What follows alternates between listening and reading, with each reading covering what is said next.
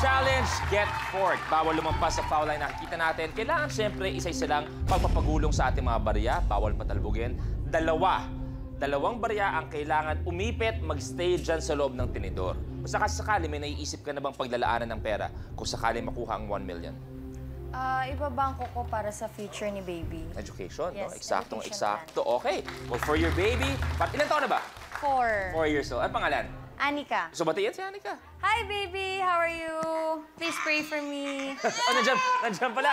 Baby! Hi, baby Anika. Good luck sa mami mo dito sa Minute to Win at Last Team Standing. Okay, eto na. Dalawang kailangan. At syempre, dahil worth 1 million na to, you have a minute to win it. Good luck.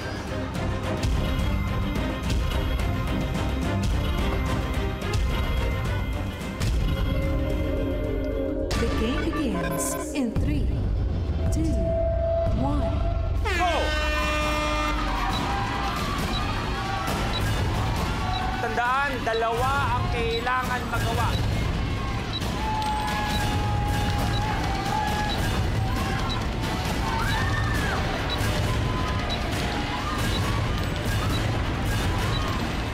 Pwede mo tanggalin yung mga yan. 40 seconds.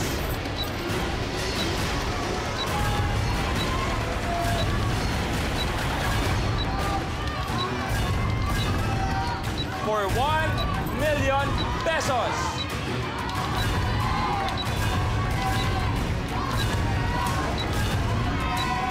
Seconds.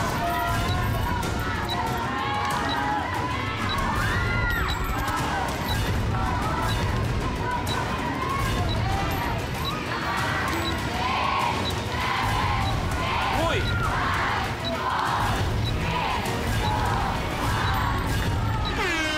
Time's up. Sorry, Camille, hindi nakuha ang Ultimate Challenge. Pero the good thing is, babalik ka pa sa Ultimate Last Team Standing. Isa pang pagkakataon yan. Bukas, nagsasamang pinakamagagaling para sa isa pang chance para sa 1 million. Pero, meron ka namang 70,000 pesos. Congratulations, Camille. Players, thank you very much. Samahan niyo na ako. Maraming salamat. Palampakan natin ang ating mga team players on Minute to Win It, Last Team Standing. Kaya mula sa amin, maraming salamat sa lahat ng mga nakigulo sa atin this week. Maraming salamat for being such good sports. At sana ay malayong marating yung lahat sa career, buhay, lahat-lahat na. We wish you nothing but the best. Mga kapamilya, abangan bukas ang pagharap ng pinakamagagaling. We have Kisses, Gyros, Vivery, Nash, Brace, Ronnie, our regular players si Micah, Paolo, and Camille.